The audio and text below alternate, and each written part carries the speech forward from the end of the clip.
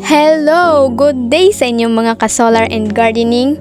So for today's video, may i-share ako sa inyo kung ano ang kaibahan ng AC water pump at DC solar water pump. Ngunit bago ang mga iyan, ay huwag kalimutang i-subscribe ang aming channel at i-like ang aming video. So okay, let's proceed. Itong dalawang water pump na to ay tinanggal ko na sa kinalalagyan kasi itong dalawang to ay mahina ng bumuga ng tubig. Matagal pang mapupuno ang tangke ng tubig. At pinalitan ko ito ng submersible pump kasi gusto kong mapupuno kaagad ang tangke. Itong water pump na ito ay magkakaiba ang kanilang input voltage. Yung isa ay DC 12 volts 15 ampere na dapat ikinunikta. At ang isa naman ay AC 222 volts input at may voltage na 373 watts. Katumbas nito ay sa horsepower na 1/2 horsepower. Kung ikukumpara natin ang bawat isa, magkaiba talaga. So dito tayo magsimula sa DC solar water pump na 12 volts DC. Kung ikinunikta ito sa solar panel na tigda dalawa na 100 watts at 18 volts 5.5 ampere, okay naman. Pero kung tirik ang araw, sabihin na natin tatlong tig 100 watts na solar panel 18 volts 5.5 ampere, okay na siya. Kasi pasok na rin siya sa 15 ampere ng pump. Pero may problema pa rin yung araw. Ang sikat ay pabago-bago, so gagamitan natin ito ng battery upang ang voltage na papasok sa pump ay stable kahit na pabago-bago ang sikat ng araw. Pero may problema pa rin kahit ganito na ang setup. Yung wire na galing sa solar panel, patungong solar charge controller, at galing sa solar charge controller, patungong battery, kinakailangang malaki na lumampas ng 15 ampere ang papasok at galing sa battery, patungong solar pump, malaki din ang wire na gagamitin.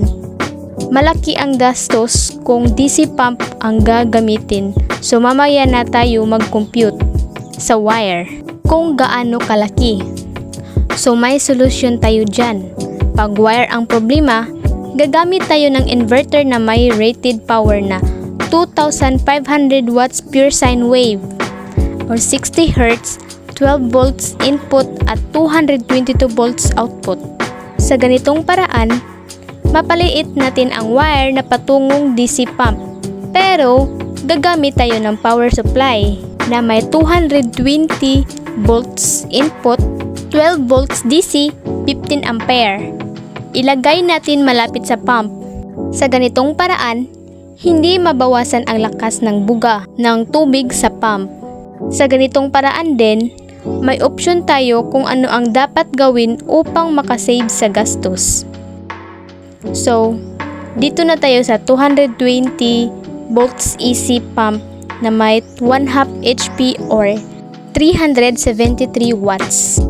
Ito ay ang dapat bilhin kasi maliit lang sa gastos ng wire at hindi gaano kalaki sa wire na ginagamit. Let's say for example, number 16 AWG or mas okay na ang number 14 AWG duplex wire. Kung isaksak ito sa inverter na 2,500 watts ay okay na din naman. Walang problema, hindi katulad sa DC pump. So, ganito na lang. Sa may balak na mag-DIY ng pump o water pump, pag malapit lang ang balon or pinagkukunan ng tubig, malapit sa solar setup, DC pump ang gagamitin. Pag malayo sa solar setup, ang gagamitin ay ang AC pump. So, narito ang pangunahing teknikal na pagkakaiba ng katangian ng DC solar pump at AC solar pump. Ang DC solar pump ay direktang gumagamit ng DC power mula sa solar panels o baterya. Ngunit, ang AC ay gumagamit ng AC power na nangangailangan ng inverter upang gawing AC ang kuryente mula sa solar panels. Ang kahusayan naman sa enerhiya, ang DC ay napakataas, karaniwang 15 to 30% mas episyente dahil walang pagkawala ng enerhiya sa conversion. Ang AC naman ay mas mababa dahil may pagkawala ng enerhiya habang kino-convert ang DC patungong AC. Dito naman tayo sa bilang ng solar panels na kailangan. Sa DC, mas kaunting solar panels ang kailangan upang makapagbomba ng parehong dami ng tubig. Ngunit sa AC, mas maraming solar panels ang kailangan upang mabawi ang enerhiyang nawawala sa inverter conversion. Sa gastos naman, ang DC maaaring mas mahal ang motor at pump. Ngunit ang AC, karaniwang mas mura at mas madaling makahanap ng kapalit na pyesa. Komplikasyon ng sistema. Ang DC ay mas simple at madaling ikabit, hindi na kailangan ng inverter. Ngunit ang AC, mas komplikado dahil nangangailangan ng espesyal na photovoltaic pump inverter. Pagbaba ng voltahe or voltage drop. Ang DC power ay mas madaling makaranas ng pagbaba ng voltahe kapag malayo ang distansya.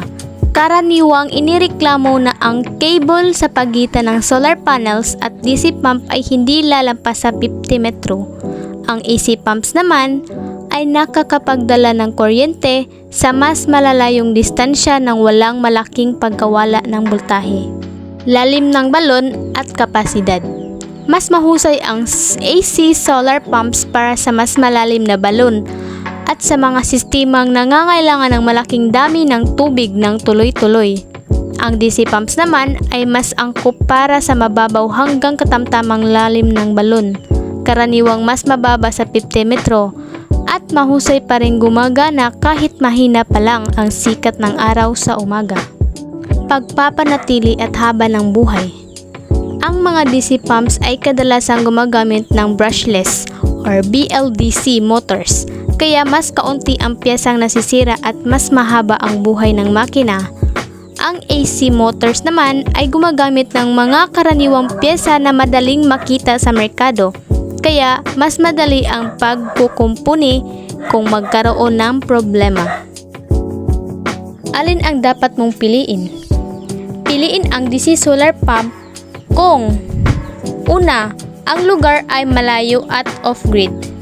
Pangalawa, nais mo ng pinakamataas at kahusayang enerhiya. Pangatlo, gusto mong gumamit ng mas kaunting solar panels. Pang-apat, gusto mo ng mas simpleng sistema na walang inverter. At piliin ang AC solar pump kung una, mas malalim ang iyong balon. Pangalawa, malaki ang sakahan at malaki ang pangangailangan sa tubig. Pangatlo, mahaba ang distansya sa pagitan ng solar panels at pump. Pang-apat, mas mahalaga sa iyo ang madaling pagkukumpuni at madaling mahanap na mga pyesa. I hope na maliwanagan kayo.